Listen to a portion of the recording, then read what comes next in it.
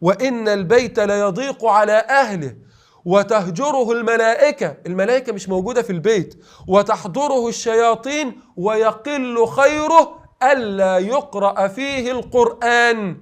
يعني البيت الذي ليس فيه قرآن، لا يقرأ فيه قرآن، مفيش فيه صلاة، مفيش فيه ذكر لله، البيت ده مفيش فيه استقرار، مفيش فيه هدوء، هتتلاقيه مليان مشاكل ليل ونهار.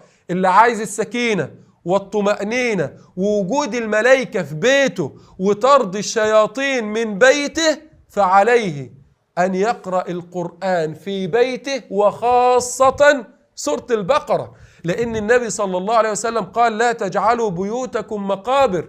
ما تخليش بيتك زي المقبرة. يعني إيه؟ يعني صلي في بيتك. لا تجعلوا بيوتكم مقابر، إن الشيطان ينفر من البيت الذي تقرأ فيه سورة البقرة.